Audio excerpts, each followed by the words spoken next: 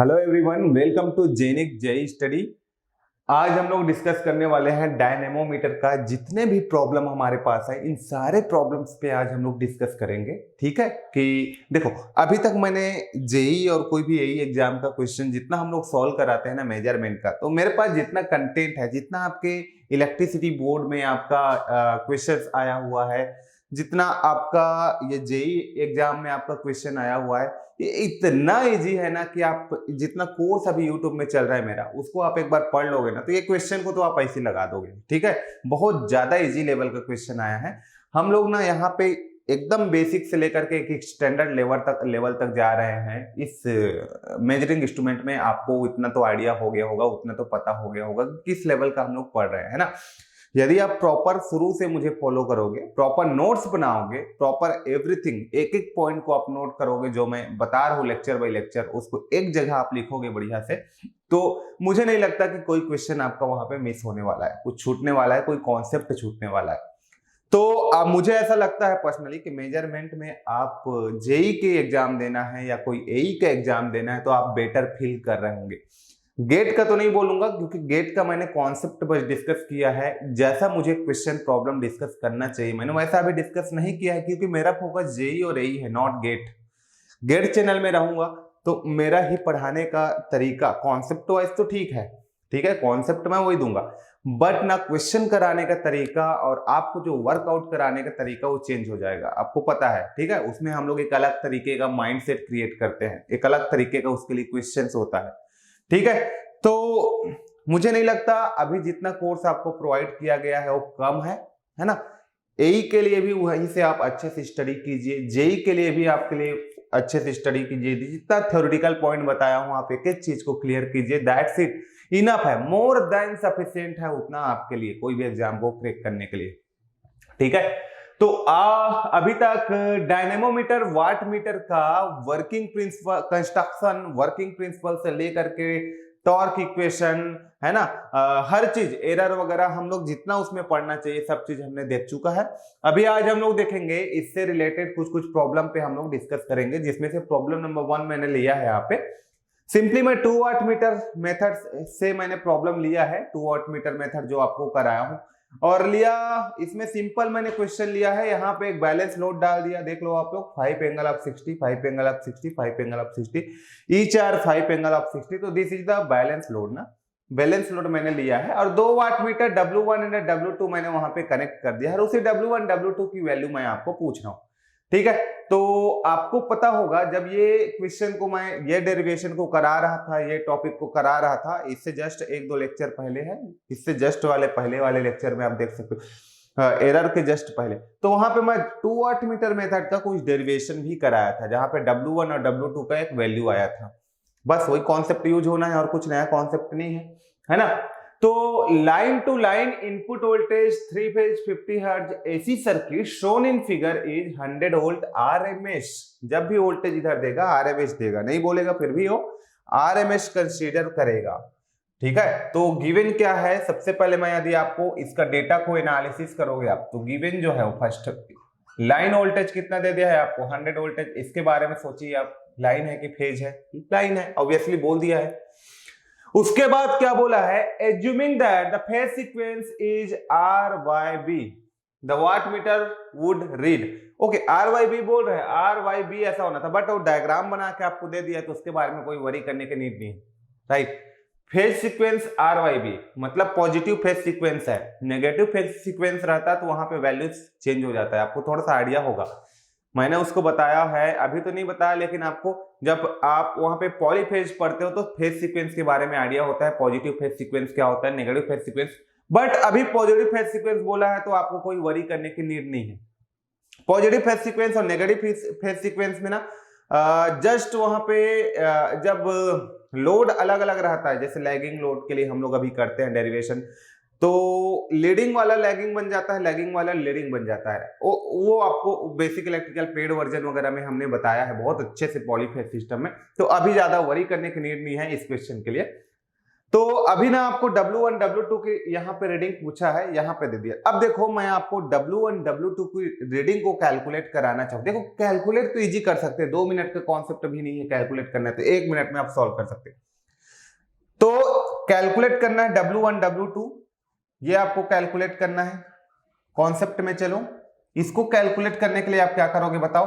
मान लो आपको यहाँ पे निकालना है W1 चाहिए, तो आपने यहाँ पे डेरिवेशन किया था, तो क्या मिला था W1 की वैल्यू मुझे बताइए। RYB फेज सीक्वेंस आपने लिया था, और वाट मीटर का रीडिंग, वोल्ट मीटर का रीडिंग, देन फेजर डायग्राम आपने बनाया। तो जो लाइन वोल्टेज आ रहा था और जो करंट आ रहा था, उन दोनों के फेज डिफरेंस क्या आ रहा था, कॉस। तो यहां पे लिख लेते हैं, यहां पे वैल्यू आ रहा था VL, और ये वैल्यू आ रहा था आपके पास IL, और ये आ रहा था आपके पास cos 30 माइनस फाइव आ रहा था कि नहीं W1 की वैल्यू।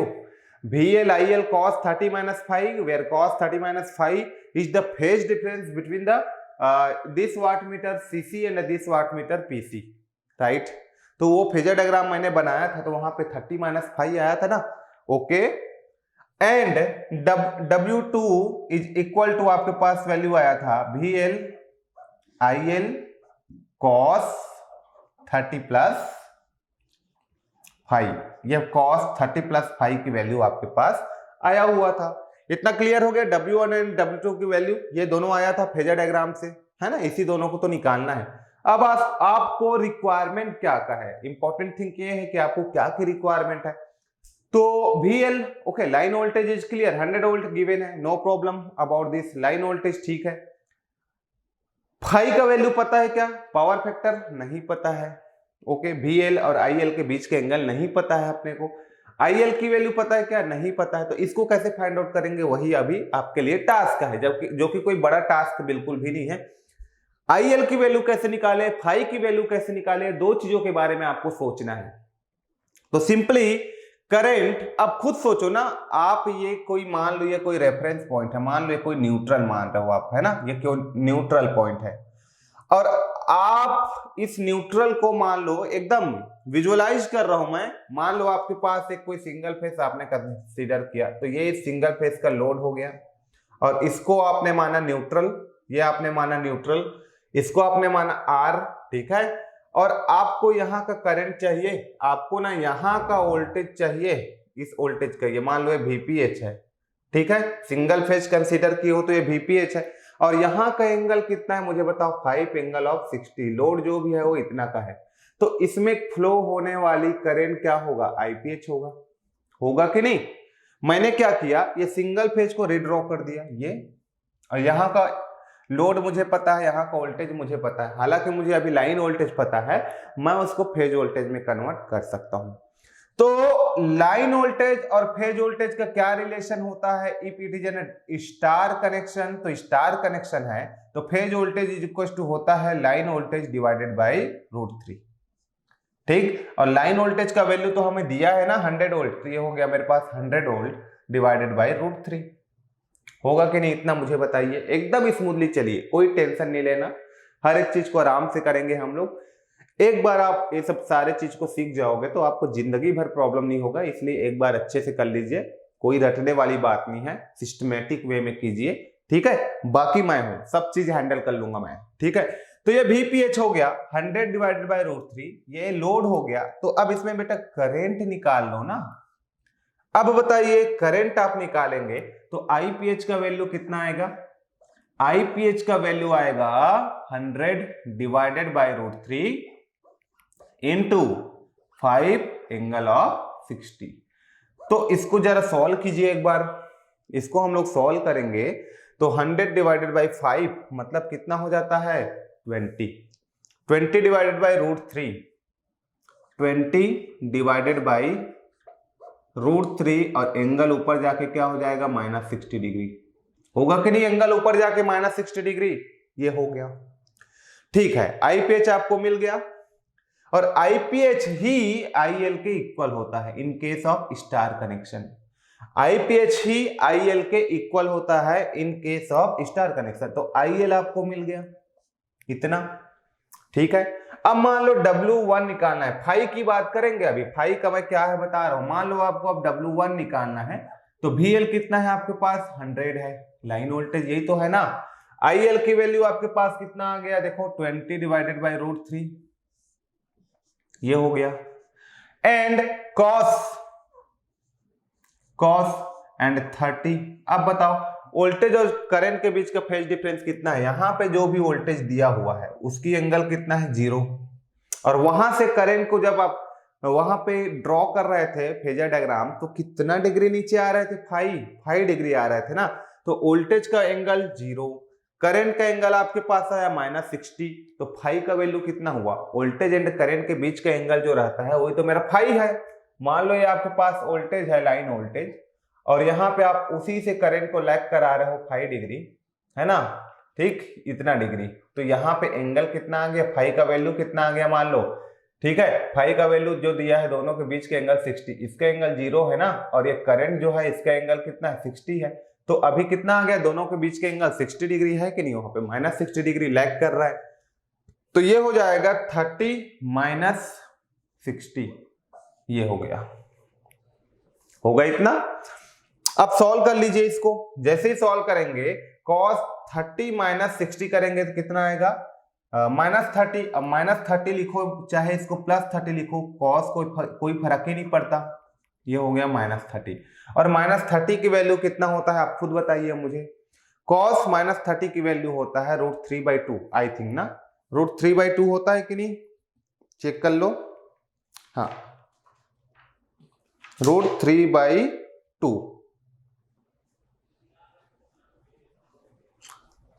ये माइनस था और ये भी माइनस है, ओके। तो this minus and this minus will be, बोलो पहले, यहाँ पे देखो गलती हो रहा था। ये माइनस ऑलरेडी है और फाई का वैल्यू ऑलरेडी माइनस है, तो बताओ ना माइनस माइनस क्या होगा, प्लस होगा कि नहीं। और 30 और 60 कितना होगा, 90 डिग्री, ये 90 डिग्री, राइट। और cos 90 का वैल्यू 0, तो वाट मीटर 1 का वैल्यू मेरा कितना आ गया, 0 आ गया। तो वाट मीटर 1 का वैल्यू ऑप्शन में 0 कहाँ है, ऑप्शन नंबर सी में ही है ओनली। इसका मतलब सी जो है हमारा क्या होगा, करेक्ट होगा। वाट मीटर 2 की रीडिंग भी निकाल लेते हैं हम लोग। वाट मीटर 2 का रीडिंग हम लोग निकालेंगे तो क्या मिलेगा बताइए मुझे। वाट मीटर 2 का रीडिंग मुझे मान लो निकालना है W2, तो कितना मिलेगा W2 का वैल्यू, VL IL तो उतना ही है, तो ये हो जाएगा 100 × 20 डिवाइडेड बाई √3।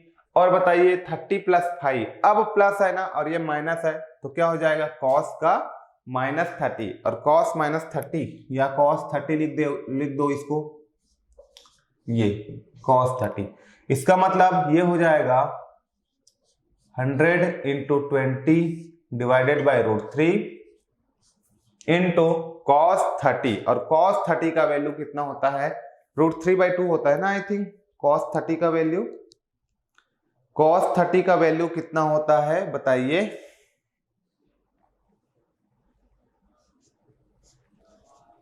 √3/2 होता है कि नहीं, कि 1/√2 होता है, कितना होता है, √3/2 ही होता है ना। अब देखो √3 यहां पे क्या हो गया, कैंसिल आउट हो गया। 100 को 20 से मल्टीप्लाई कीजिए डिवाइडेड बाई 2, तो कितना आएगा बताइए। 100 को 20 से मल्टीप्लाई करेंगे तो कितना आ गया 2000, डिवाइडेड बाई 2 करेंगे तो कितना आएगा 1000। तो ये जो वैल्यू आया वाट, ये क्या आ गया W2 का वैल्यू। तो यहां से आप चेक कर सकते हो W2 का वैल्यू 1000 वाट। कोई कॉन्सेप्ट नहीं था इसमें, बस बेसिक चीजें था, बस बेसिक चीजें था इसमें, एकदम बेसिक क्वेश्चन है। तो ये कैसे कहीं कहीं भी आ सकते, कभी भी आ सकता है ऐसे क्वेश्चन, समझ में आ गया। अब इसके आगे पीछे मैं कुछ, इसके आगे पीछे जो भी कॉन्सेप्ट है उसको मैं डिस्कस करता हूं। तो बहुत लोग को ना फेजर डायग्राम में थोड़ा प्रॉब्लम होता है, तो फेजर डायग्राम ना एक बार और मैं बना देता हूं ताकि ऐसे प्रॉब्लम में किसी को दिक्कत ना हो। एक चीज और, लेट सपोज इसी क्वेश्चन को ये डेल्टा बोल देता, लेट सपोज इसी क्वेश्चन को डेल्टा बोल देता, तो क्या करते आप, डेल्टा बोल देता तो मान लो इसको बोल देता हूं डेल्टा है, ये डेल्टा है, ये डेल्टा बोल देता है, ऐसा क्या फर्क आएगा जी डेल्टा में बताइए मुझे। ये डेल्टा हो गया 5 एंगल ऑफ 60, सारे वैल्यू 5 एंगल ऑफ 60 है।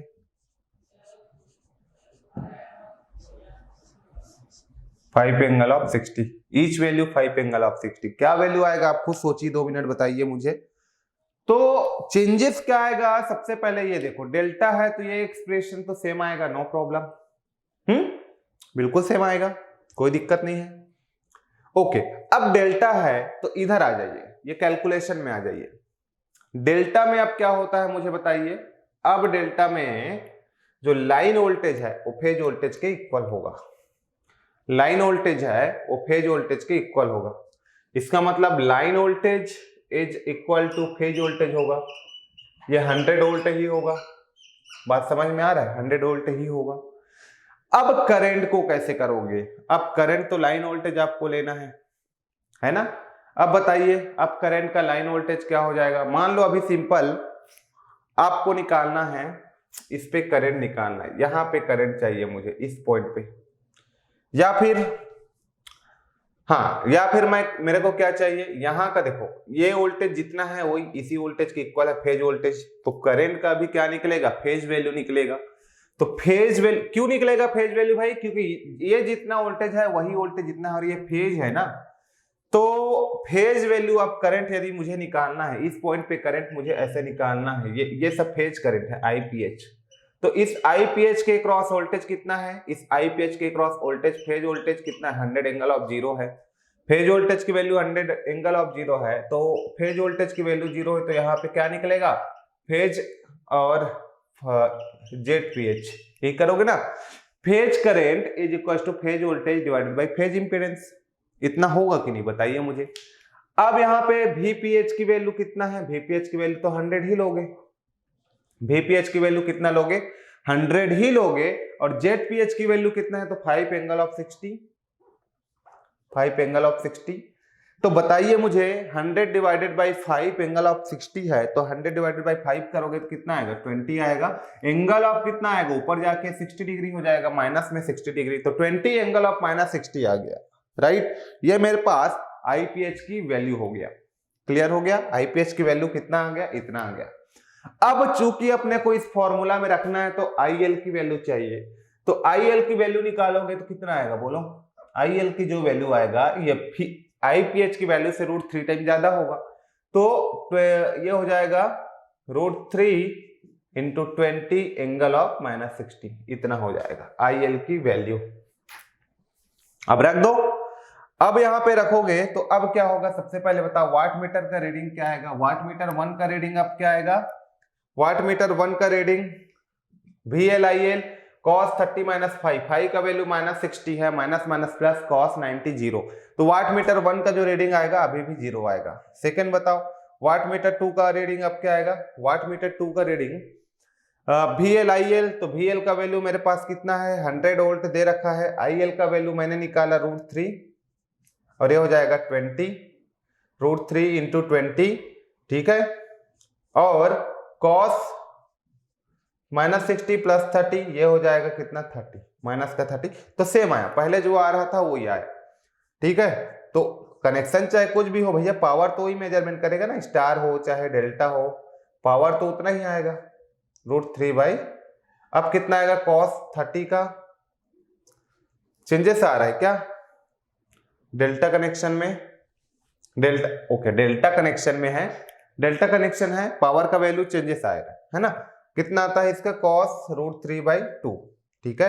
तो √3 कितना हो गया, 3 हो गया, तो ये 100 हो जाएगा, ये 20 हो जाएगा, ये 3 आ जाएगा डिवाइडेड बाई 2, तो कितना आएगा, सॉल्व कर लीजिए आप, ये कट जाएगा 10 से, एक 3000 आ गया, फिर इस केस में 3000 आ गया। तो पावर अब कितना आ गया डेल्टा में, 3000। आप चेक कर लीजिए कोई इसमें एरर तो नहीं है, कोई दिक्कत, एरर कहीं पे, ठीक है, नो प्रॉब्लम, ठीक है। तो डेल्टा में इसका पावर कितना आ गया, इतना आ गया, 3 गुना, जो भी उसका पहले 1000 आ रहा था, अब डेल्टा में 3 गुना ज्यादा आ गया पावर की वैल्यू, ठीक है। ओके, ये पॉलीफेज में आप कंक्लूजन करते हो ये चीज को, है ना, ठीक। ये क्वेश्चन समझ में आ गया। अब इस क्वेश्चन में और डिटेल में आप जाओगे, लेट सपोज इसी क्वेश्चन में और डिटेलिंग आप करना चाहोगे, डिटेलिंग इन द सेंस कि कई लोग को फेजर डायग्राम वगैरह में प्रॉब्लम होता है ना, इसी का फेजर डायग्राम, ये cos 30-5 कैसे आया सर, फेजर डायग्राम कई लोग को बनाते नहीं बनता, तो उसके बारे में मैं थोड़ा सा डिस्कस करता हूँ, राइट। चलो, तो फेजर डायग्राम इसका मान लो बनाना है आपको, चाहे आपके पास स्टार हो डेल्टा हो, मान लो फेजर डायग्राम आपको बनाना हो, तो लैगिंग के लिए मैं फेजर डायग्राम बना रहा हूँ, लैगिंग पावर फैक्टर के लिए, ठीक है, लैगिंग के लिए ये। तो लैगिंग पावर फैक्टर के बारे में यदि हम लोग सोचेंगे यहाँ पे, तो सबसे पहले क्या सोचेंगे कि यहाँ पे हमारे पास जो भी वोल्टेज है, ठीक है, आर फेज वोल्टेज, वो क्या है, रेफरेंस लिए। उसके बाद इस फेज वोल्टेज से यहां से लेकर के और यहां से लेकर के मैं तीनों फेज को बना दिया, 120 में भी आर लिया, तो ये क्या होगा, मेरा वी वाई होगा, और ये होगा आर वाई बी, ये भी बी होगा, आर वाई बी, ये तीनों फेज को मैं 120 में बना दिया, राइट। अब लैगिंग के लिए आप बना रहे हो, तो जो भी इसका करंट होगा, जो भी इसका करंट होगा वो क्या करेगा, लैग करेगा, यहाँ पे फेज करंट है ना, जो भी इसमें करंट होगा, स्टार में मैं बना रहा हूँ, स्टार को एज्यूम कीजिए, तो ये मेरे पास फेज वोल्टेज है ना, ये सब मेरे फेज वोल्टेज है, तो यहाँ पे जो आई आर है, फेज करंट या लाइन करंट, तो स्टार में सेम होगा, वो लैग करेगा, आई आर लैग किया, कितना डिग्री लैग किया यहाँ से बताइए, 5 डिग्री, यहाँ से भी मेरा आई वाई लैग करेगा, कितना डिग्री लैग करेगा, 5 डिग्री, और ये भी यहाँ से y डिग्री, ये भी यहाँ से 5 डिग्री लैग करेगा, ठीक है। तो आई आर आई वाई, और ये क्या है मेरे पास आई बी, ये हो गया, इतना सब लोग बना लेना, ये भी अपने आप में 120 में है, ठीक है, ये हो गया। अब क्या करना है, यहां से फेजर डायग्राम आपको बनाना है, तो सबसे पहले ना आप एक्सटेंड करो, ये देखो, सबसे पहले आप क्या करोगे कि ये वी आर है, मैं इसको 180 डिग्री में एक्सटेंड कर दिया, ये इसको भी मैं 180 डिग्री में एक्सटेंड कर दिया यहाँ पे, और इसको भी मैंने 180 डिग्री में एक्सटेंड कर दिया यहाँ पे, ये राइट। और ये बताइए ये क्या हो जाएगा, इसका opposite just minus V Y लिख सकता हूँ, इसका अपोजिट को मैं क्या लिख सकता हूँ, यहाँ पे माइनस वी भी रख सकता हूँ, और इसका अपोजिट जस्ट मैं क्या लिख सकता हूँ, माइनस का वी आर रख सकता हूँ, ये क्लियर हो गया, ओके। अब देखो, यहां से ध्यान से देखो, अब आप लोग, अब आप क्या जानते हो, मान लो आप वाट मीटर वहां पे कनेक्ट करके रखते हैं, आपका कनेक्शन कैसे रहता है, सबसे पहले मैं थोड़ा कनेक्शन के बारे में, अभी स्टार लिया हूं ना, मैं स्टार लिया हूं, तो स्टार कनेक्शन के थ्रू बता रहा हूं, है ना। Genic Prime is the new features by Genic Education, where you will get 450 plus video series questions explanation, Prime Facebook group for doubt solving, assignments, live sessions and many more. If you are interested, then visit website and join quickly. For any query, call on 9837933283.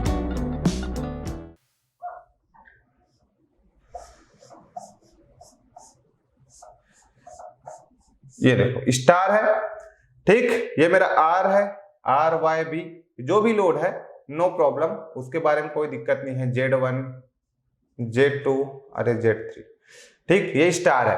तो watt meter 1 जो है वो किसमें connected है, CC जो connected है इसका watt meter 1 का, बताओ मुझे, सीसी जो कनेक्टेड है इस वाट मीटर 1 का, वो कहाँ पे कनेक्टेड है, तो सीसी कनेक्टेड है आर में, तो ये आई आर को मेजर करेगा, आई आर क्या है, मेरा फेज करंट है, फेज करंट इक्वल होता है स्टार में लाइन करंट का, तो ये मेरे पास क्या हो गया आई एल, ठीक है। और जो पीसी कनेक्टेड है, दिस इज द पीसी, वो आर और वाई में कनेक्टेड है, तो वी आर वाई को हम लोग क्या बोलते हैं, वी एल, और ये कॉस है इन दोनों के बीच का एंगल, वी एल और आई एल के बीच का एंगल, राइट, ये हो गया। तो वी एल जो था यहाँ पे, ये जो पीसी था वो किसको मेजरमेंट कर रहा है, आर और वाई को, राइट।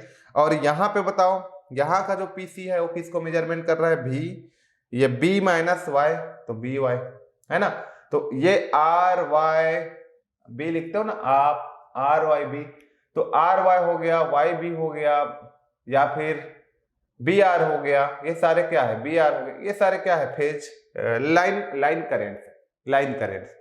अभी आर वाई बी कनेक्टेड है, थोड़ा सा इसमें कोई मिस्टेक हो सकता है फेज सीक्वेंस में, मैं इसको ना अभी आर वाई है ना, यहां से यहां, इसको यहां से यहां कनेक्ट किया हूं, ठीक है। तो चलो देखते हैं कितना आएगा, यहाँ पे W1 का वैल्यू ये आ गया, तो यहाँ पे वी आर वाई का मतलब क्या होता है, वी आर वाई का मतलब होता है V R minus V Y, यही होता है V R minus V Y resultant.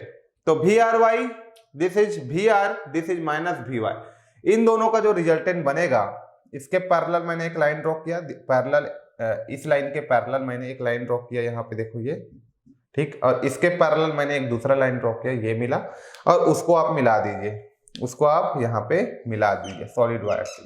तो ये जो आया रिजल्टेंट, ये आपके पास VRY आएगा। ये जो रिजल्टेंट आया वो आपके पास VRY आएगा, इन दोनों के बीच का रिजल्टेंट। इतना क्लियर हो गया। अब देखो ध्यान से, आप देखो यहाँ पे तो आपको दिखेगा कि ये जो एंगल होगा, ये जो एंगल होगा इन दोनों के बीच का, वो कितना डिग्री रहता है? 60 डिग्री। ठीक है, आप खुद निकाल सकते हो।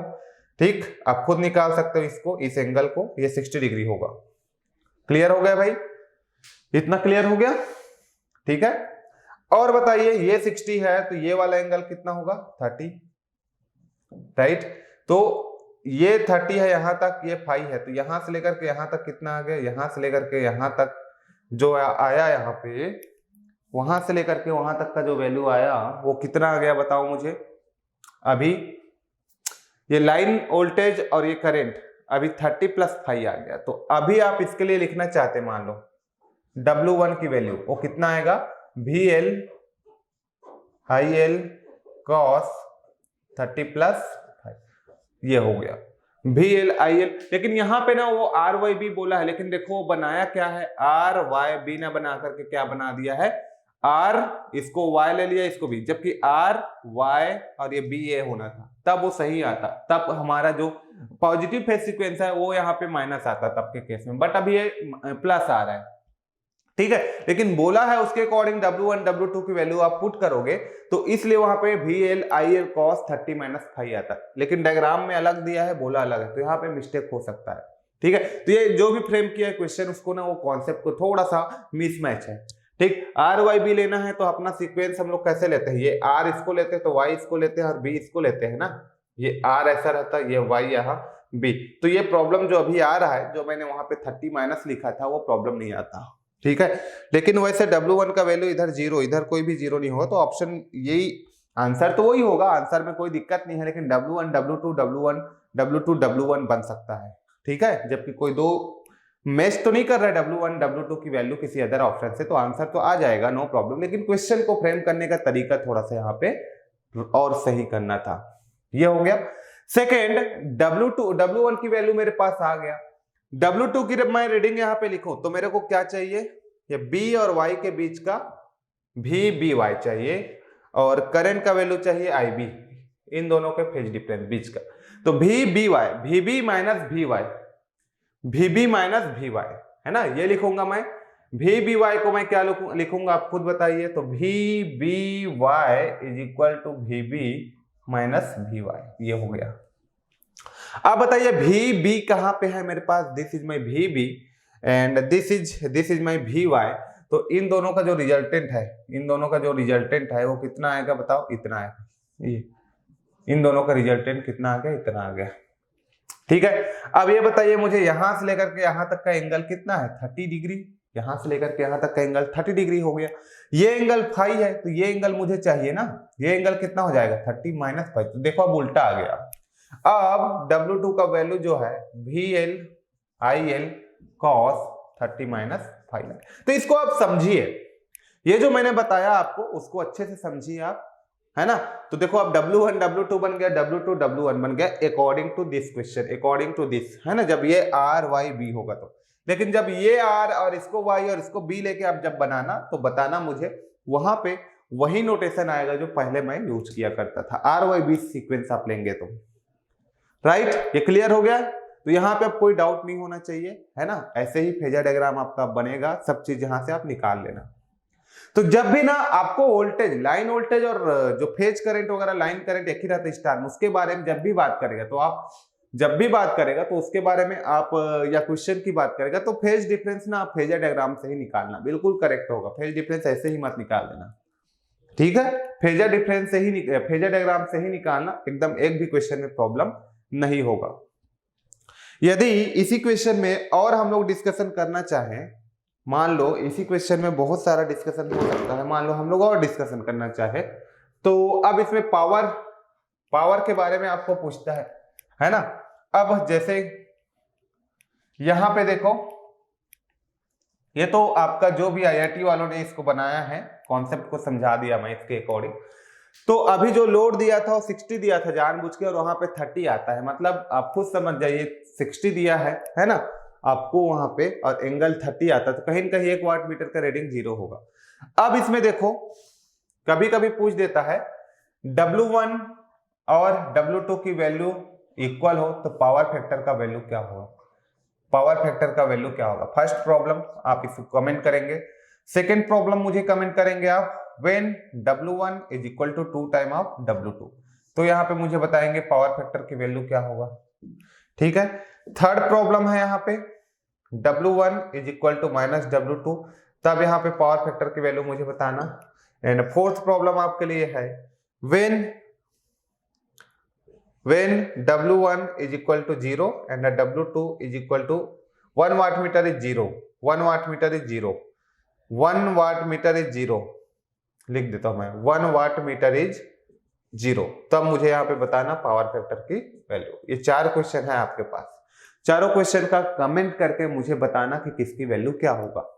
ठीक है, समझ में आ गया। चलो एक आध क्वेश्चन और कराता हूं मैं जल्दी से, फिर हम लोग इसमें देखते हैं एक आध और क्वेश्चन हम लोग लेते हैं, अभी इसमें इतना डिस्कशन कर सकते हो। ठीक है, तो चलिए यहाँ पे प्रॉब्लम नंबर 2 हम लोग देखते हैं। राइट, प्रॉब्लम नंबर 2 क्या है कि आपको एक सर्किट डायग्राम दिया गया है। राइट, यहाँ पे एक वाट मीटर कनेक्टेड है, ये वाट मीटर कनेक्टेड है।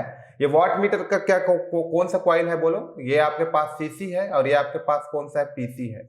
सीसी का इंटरनल रेजिस्टेंस बहुत कम होता है, आपको पता होगा 0.02 ओम यहाँ पे हमने लिया है, और पीसी का जो रेजिस्टेंस है वो ज्यादा होता है, हाई होता है, तो किलो ओम में ही रहेगा, तो यहाँ पे मैंने लिया है 1000 ओम।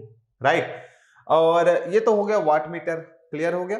और इधर कितना वोल्टेज है, कितना करंट है, I don't care about this, उसके बारे में मुझे केयर नहीं करना है, क्योंकि देखो 3 टाइप का पावर होता है, मैंने आपको स्टार्टिंग में बताया था। पहले क्वेश्चन कंप्लीट कर लेते हैं। ये आपका अरेंजमेंट दिया है और यहाँ पे एक लोड लगा कर दिया है। लोड का जो पावर फैक्टर है वो कैसा है, यूनिटी पावर फैक्टर लोड यहाँ पे है। राइट, लोड के क्रॉस जो वोल्टेज है जिसको अपने को मेजरमेंट करना है पीसी के थ्रू, मान लो यहाँ पे 2000 है, और जो करंट है लोड के क्रॉस वो 20 एम्पियर है। क्लियर हो गया। तो इसमें पूछा है कि measured power compare to true power, या फिर ये पूछा है कि परसेंटेज एरर क्या होगा इस वाट मीटर का, है ना, ये पूछा है। तो एरर से रिलेटेड प्रॉब्लम है, सिंपल मैं जो आपको डिस्कस करता था। ठीक है, अब ना जब मैं आपको डिस्कस कर रहा था वहां पे, तो ये बताया था कि जब लोड जो है लैगिंग पावर फैक्टर रहेगा, तो लैगिंग पावर फैक्टर रहेगा तो जो मेजर्ड पावर है वो ट्रू पावर से ज्यादा आएगा, एक ये बोला हूं। दूसरी बात मैंने आपको ये बोला है कि जब लोड आपका लीडिंग पावर फैक्टर रहेगा तो जो ट्रू पावर है उसकी वैल्यू ग्रेटर होगा मेजर्ड पावर से। ये लास्ट लेक्चर में मैंने आपको वहां पे बताया है, एरर जब पढ़ा रहा था तो। राइट, इतना क्लियर हो गया। But it is a unity power factor. अब ये तो मैंने बोलना वहां पे नहीं बोल पाया था, तो यूनिटी पावर फैक्टर है तो अब क्या होगा कि जो एरर आएगा वो ट्रू पावर से कम होगा या ट्रू पावर से ज्यादा होगा, नहीं पता। यूनिटी पावर फैक्टर के लिए आई डोंट नो क्या होने वाला है, ज्यादा भी हो सकता है, कम भी हो सकता है। तो चलिए हम लोग यहाँ पे देखते हैं, अभी सॉल्व करते हैं उसी चीज को, उसी प्रॉब्लम को मैंने यहाँ पे लिया है उसी को जानने के लिए कि अभी जो पावर आएगा वो कम आएगा कि ज्यादा आएगा, और कौन से केस में कम आएगा कौन से केस में ज्यादा आएगा, सब चीज को आप खुद चेक करना। मैं यहाँ पे बस क्वेश्चन यहाँ पे डिस्कस करूंगा। ठीक है, तो हम लोग क्या करेंगे, सबसे पहले आप इस डायग्राम को देखेंगे तो वाट मीटर कनेक्टेड है। अब देखो पावर मैं बोलूं तो 3 टाइप का पावर मैंने बोला ना, एक आपके पास यहाँ पे ट्रू पावर होता है, ट्रू पावर जिसको आप क्या करना है, मेजरमेंट करना हो, तो ट्रू पावर मैं यहां पे लिखूं, ट्रू पावर जिसको मैं पीटी बोलता हूं, true power is the PT. और ये जो पीटी होता है वो कितना होता है, VL IL cos फाई होता है, VL IL cos फाई होता है पीटी। राइट, और लोड के क्रॉस वोल्टेज कितना दिया है, VL इज इक्वल टू आपको 2000, और ये IL है, यही करंट आपका IL है 20 एम्पियर। और पावर फैक्टर का वैल्यू कितना है, यूनिटी है, cos फाई का वैल्यू आपके पास यूनिटी है, दैट इज 1। तो जो ट्रू पावर है इसकी वैल्यू कितना गिवन है, यदि मैं निकालना चाहूं ट्रू पावर, एक्चुअल पावर कितना है वो तो निकालो पहले। तो जो ट्रू पावर आएगा मेरे पास वो कितना आएगा, ये हो गया मेरे पास VL का value 2000 and IL is equal to 20 and power factor is unity, तो 2 into 2 दैट मींस 4000। 4000 वाट आपके पास क्या आ गया, ट्रू पावर आ गया। ये पावर को अपने को मेजरमेंट करना है। ट्रू पावर मेरे पास 4000 वाट का है, उसी को मेजर करने के लिए मैंने यहाँ पे क्या लगा दिया, एक वाट मीटर लगा दिया। तो ये वाट मीटर लगा देने से यहाँ पे जो एरर कितना, कौन से पावर को मेजरमेंट करेगा, मेजर्ड पावर मैं तो निकालूंगा, ये ट्रू पावर है, तो कितना एरर आएगा इस वाट मीटर से वो हमने निकालना है अपने को। एरर तो आएगा ना, क्योंकि वाट मीटर में देखो खुद इसमें भी इंटरनल रेजिस्टेंस है, यहां भी रेजिस्टेंस है, और जब भी लोड के नियर में जो भी मीटर कनेक्टेड होता है, जैसे लोड के नियर में अभी क्या है, सीसी है, तो एरर जो आएगा वो सीसी के कारण आएगा। लोड के नियर में आपका पीसी रहता, तो जो एरर आता वो पीसी के कारण आता। तो ऐसे मैं एक दो सिचुएशन क्रिएट करूंगा ना, जिससे आपको आइडिया होगा कि कौन से मेथड में एरर कितने आएंगे। समझ में आ रही बात? तो ये मैंने अभी कनेक्शन लिया, मेरे पास ट्रू पावर जो है वो 4000 वाट है, ट्रू पावर 4000 वाट है। If connection is MC type, यदि मैंने कनेक्शन जो रखा है, this is M, this is C, this is B, this is L, तो मैंने फर्स्ट केस में रखा कनेक्शन को एमसी टाइप का रखा, तो यहां पे एरर कितना आएगा मैं पहले चेक कर लेता हूं। देन मैंने सेकंड केस में कनेक्शन को एलसी टाइप रखूंगा, तो एरर कितना आएगा मैं चेक करूंगा, और फिर वहां से मैं बताऊंगा कि किसमें कितना एरर आएगा। ठीक है, समझ में आ गई बात? तो चलो अब उसके बाद 2-3 टास्क मैं और दूंगा आपको, जो आप लोग करना वहां पे, कैसे हम लोग क्वेश्चन के बारे में थिंकिंग हम लोग सोच सकते हैं, पावर फैक्टर को चेंज करेंगे तो क्या क्या फर्क पड़ेगा, हम लोग अभी देख लेंगे इसी क्वेश्चन के थ्रू। तो इस क्वेश्चन में ना मैं करता क्या हूं, सबसे पहले जो स्टैंडर्ड क्वेश्चन, मतलब जो क्वेश्चन आपको दिया गया है यहाँ पे, उसको पहले सॉल्व कर लेते। तो अभी मेरे पास ट्रू पावर 4000 वाट है। चलिए आप निकालिए मेजर्ड पावर। तो मेजर्ड पावर जब आप डेरिवेशन कर रहे थे तो आप खुद बताइए, मेजर्ड पावर जो होता है, मेजर्ड पावर वो क्या होगा, measured power is equal to, यहां का पावर देखो अभी किसके कारण यहां पे एरर आएगा, दिस सीसी, क्योंकि ये लोड के नियर है, तो सीसी में कुछ पावर का ड्रॉप होगा, क्योंकि कुछ रेजिस्टेंस है यहाँ पे। कितना ड्रॉप होगा वो डिपेंड करेगा इसमें कितना करंट फ्लो हो रहा है और इसका रेजिस्टेंस कितना है। तो यहाँ का मान लो करंट जो है वो आई एल का स्क्वायर होगा, पावर मैं डायरेक्ट लिख रहा हूँ इस सीसी का जो ड्रॉप होगा, तो P C C is equal to I L का स्क्वायर इंटू जो भी इसका रेजिस्टेंस होगा, तो इसका रेजिस्टेंस आरसी है ना। तो मेजर्ड पावर जो होगा drop across CC, power drop across CC, तो कितना है यहाँ पे आई एल का स्क्वायर इंटू आर सी सी। देखो यही होगा ना भाई, यहाँ का रेजिस्टेंस पता और करंट पता है, तो आई स्क्वायर आर के फॉर्म में लिखोगे ना पावर ड्रॉप को, तो ये हो गया I square in I L square into R C C, या आर सी लिख लो, ये आर सी है ना, सीसी का रेजिस्टेंस, ये हो गया। और ये पावर प्लस ये power, that means true power, that means true power, यही मेरा मेजर्ड पावर। इसका मतलब ना मेरे पास जो मेजर्ड पावर होता है उसमें ना ये पावर ऐड हो जाता है, तो वही मेरे पास जो ट्रू पावर होता है उसमें ये ड्रॉप जो है वो ऐड हो जाता है, ये ड्रॉप जो है वो ऐड हो जाता है। तो यहां पे मेजर्ड पावर की वैल्यू कितना आएगा, now measured power is equal to I L का वैल्यू मेरे पास 20 है, तो 20 का स्क्वायर मैं कर देता हूं यहाँ पे, इंटू आर सी का वैल्यू मेरे पास 0.02 है, तो दिस इज 0.02, और पीटी का वैल्यू मेरे पास 4000 है। तो ये कितना आएगा बोलो मुझे, ये कितना आ गया, ये हो गया। अब ये कितना आएगा, इसको हम लोग सॉल्व कर लेते हैं, तो this is my PM, right, ये पीएम हो गया। 20 का स्क्वायर करेंगे तो कितना आएगा 400, और 400 इंटू कितना कर दो 2 डिवाइडेड बाई 100, ये 0000 कट गया, ये आ गया 8, तो 4 ये आ जाएगा 8 प्लस 4000। अब मुझे एरर निकालना है, मान लो परसेंटेज एरर मुझे निकालना है, तो मैं इंटरेस्टेड हूं परसेंटेज एरर निकालने में, तो पीएम माइनस मैं क्या करूंगा पीटी, इसको पीटी ही रहने दो ना, क्या दिक्कत है, ये पीटी ही रहने दो, ठीक है, ये पीटी ही रहने दो। देखो क्यों जोड़ेंगे भाई इसको, PM minus PT into PT divided by PT, ये हो गया। तो PM minus PT, this is PA, this is PT, इधर आ गया, तो पीएम माइनस पीटी मेरे पास कितना मिलेगा 8 मिलेगा, और पीटी का वैल्यू मेरे पास कितना है 4000 इनटू, ये परसेंटेज में लिखना है तो 100, तो 800, ये 00 कट गया, ये 00 कट गया, 8/40 आ गया। अब 8/40 को आप क्या लिखोगे 1/5 ये लिखोगे ना 8, हाँ 1/5, और 1/5 को आप क्या लिखोगे 0.2%। अब प्लस में आ रहा है यहाँ पे, ये प्लस में आ रहा है, कोई माइनस में नहीं आ रहा है, दैट इज मोर। प्लस में आ रहा है, दैट इज मोर, मतलब इतना 0.2% पावर जो है वो ज्यादा आने वाला है। कितना एरर होने वाला है? 8 वाट का। परसेंटेज में 0.2%, किसका? 4000 का। क्लियर हो गई? मैथ भी पढ़ रहे हो आप, है ना? तो इसका जो आंसर आएगा 0.2% more, that means answer number C हमारे लिए करेक्ट होगा। ठीक है, तो ये 0.2% परसेंट में लिख रहे हो, नॉर्मल एरर पूछता है तो 8 वाट का एरर। इसका मतलब आप क्वेश्चन में ये समझोगे कि ये आपके पास टोटल जो भी हम लोग सप्लाई वगैरह दिए, तो लोड को ना अभी VL का वैल्यू 2000 मिल रहा है, जो भी मैंने यहाँ पे सप्लाई दिया वो मुझे नहीं पता ना अभी कितना सप्लाई दिया, कितना लॉस हो रहा है, कितना क्या हो रहा है, यहां से वहां पावर जाने में मुझे नहीं पता। मान लो मेरे पास सोर्स था और यहाँ पे एक करंट था, ठीक है, मे भी हो भी सकता है इस वोल्टेज की इक्वल सोर्स और इस करंट के इक्वल IS, लेकिन यहां से वहां जाने में कितना पावर का ड्रॉप हो रहा है अभी मुझे नहीं पता, है ना? समझो आप बात को। तो लोड के क्रॉस मेरे पास वोल्टेज है 2000 वोल्ट का और करंट है मेरे पास 20 एम्पियर का और पावर फैक्टर मेरे पास है यूनिटी। तो जो मेरे पास यहाँ पे जो मेजर्ड पावर आया, जो ट्रू पावर आया जिसको मुझे मेजर्ड करना है, वो ट्रू पावर का वैल्यू 4000 वॉट आ गया। अब उसी को मेजरमेंट करने के लिए मैंने यहाँ पे वाट मीटर लिया ना, तो वाट मीटर बेटा एक्यूरेट मेजर नहीं करेगा, उसमें भी कुछ ना कुछ एरर होगा। बेटा वाट मीटर में भी तो रेजिस्टेंस वगैरह यूज करोगे ना जब उसका कॉइल बनाओगे, तो उन रेजिस्टेंस वगैरह के कारण भी तो पावर का ड्रॉप करेगा कुछ अमाउंट में। तो वही जो पावर ड्रॉप जो होता है वाट मीटर में, if it is a MC type connection, तो CC के कारण वहां पे क्या आएगा? एरर आएगा। If it is a LC type connection, तो वहां पे PC के कारण एरर आएगा। बात समझ में आ रहा है? तो कुछ ना कुछ एरर आ ही जाता है। तो अभी कितने वाट का एरर आया? मेरे को मेजरमेंट करना था 4000 वाट को।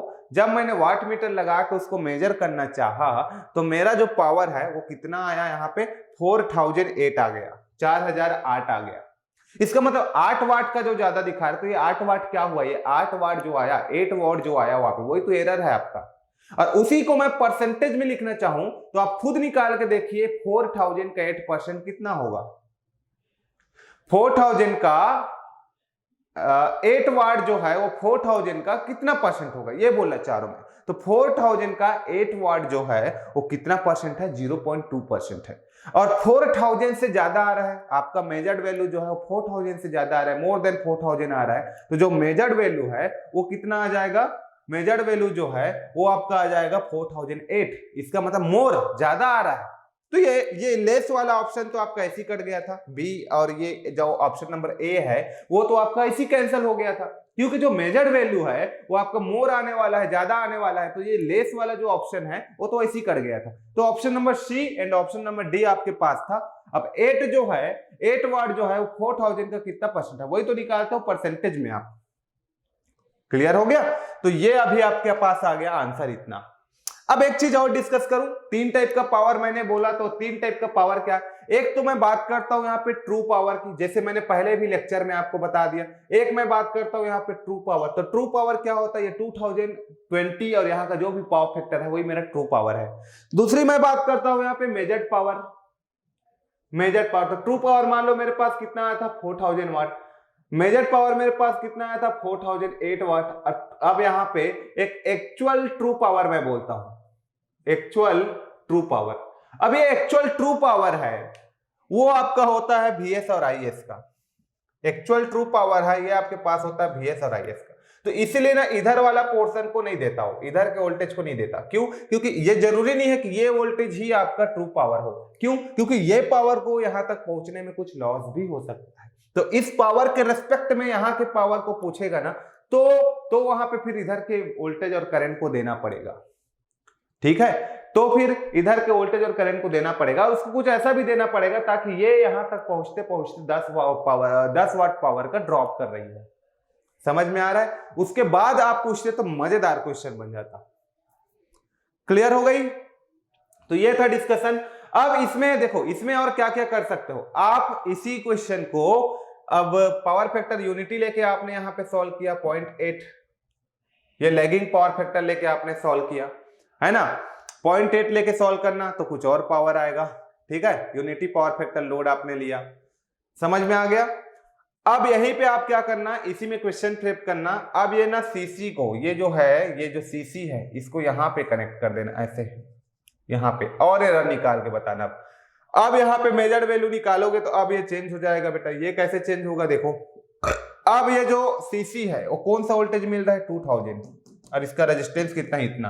तो अब देखो यहीं पे मेजर्ड वैल्यू अब कितना हो जाएगा, आप खुद बताइए मुझे। अब मेजर्ड वैल्यू हो जाएगा वहां का v²/r, इसके कारण लॉस होगा। तो यहाँ का वोल्टेज कितना है, v का square divided by r। r का वैल्यू कितना है मेरे पास 1000, ये देखो। तो 2000 into 2000 divided by 1000 plus pt, ये होगा। तो कितना आ गया, ये 2 से कट गया, और ये देखो बहुत ज्यादा यहाँ पे आपके पास क्या आ गया, बहुत ज्यादा यहाँ पे क्या हो गया आपके पास, लॉस होगा। फिर यही तो करोगे ना। यहाँ का जो वोल्टेज है, यहाँ का जो वोल्टेज है, उसी वोल्टेज का आप क्या लिखते हो जब ऐसा कनेक्शन हो, तो ऐसा कनेक्शन एलसी कनेक्शन हो तो आप क्या लिखते हो, एलसी कनेक्शन में आप यही लिखते हो कि नहीं, कि मेजर्ड पावर जो होता है मेरा, वो यहाँ के क्रॉस वोल्टेज VL के क्रॉस वोल्टेज डिवाइडेड बाई क्या, डिवाइडेड बाई आप क्या लिखते हो, उसके क्रॉस रेजिस्टेंस, ये लिखते हो ना, प्लस PT, ये लिखते हो। तो अब आप ये करना, तो आपके पास ये आएगा। तो देखो इसको मेजरमेंट करना है तो लॉसेस कितना ज्यादा आ रहा है, इसको मेजरमेंट करने के लिए आप एलसी टाइप का कनेक्शन यूज करो, तो एरर जो है, लॉसेस नहीं, एरर जो है वो कितना ज्यादा बढ़ जा रहा है आपको खुद पता चल रहा है। इसलिए ना हम लोग इस टाइप के, इसके लिए हम लोग जब आपका कनेक्शन कहाँ यूज करेंगे, इस टाइप का कनेक्शन को कहाँ यूज करेंगे, इस टाइप के कनेक्शन को कहाँ यूज करेंगे, वो डिपेंड करता है टाइप ऑफ लोड पे, लोड हाई है कि लोड लो है। समझ में आ रहा है, क्लियर हो रहा है, ठीक। तो अभी देखो इस टाइप का हमने कनेक्शन यहाँ पे किया, तो जो एरर है वो बहुत ज्यादा हो गया है ना। तब के केस में हम लोग क्या करते हैं, अभी यहाँ का 20 एम्पियर दे दिया है, ये 20 एम्पियर यहाँ का, ठीक है, और यहाँ का हम लोग को वोल्टेज दे दिया है, और यहाँ का रेजिस्टेंस दे दिया है। तो वोल्टेज पावर क्या हो जाएगा, v का स्क्वायर बाई r, v का स्क्वायर 2000, ये 2000 डिवाइडेड बाई 1000। ये रेजिस्टेंस को और ज्यादा होना था तब के लिए, ये रेजिस्टेंस को और ज्यादा होना था तब के लिए, है ना। अभी इस क्वेश्चन के लिए फ्रेम नहीं है, अभी तो बहुत एरर आएगा, ठीक है। तो ऐसे ही क्वेश्चन को हम फ्रेम कर सकते हैं, और अच्छे वे में और सुपर वे में क्वेश्चन फ्रेम कर सकते हैं। मैं अभी और क्वेश्चन डिस्कस करूंगा, आपको अच्छे क्वेश्चन डिस्कस करूंगा, ताकि आपका कॉन्सेप्ट और क्लियर होगा और विजुअलाइज होगा थोड़ा, ठीक है।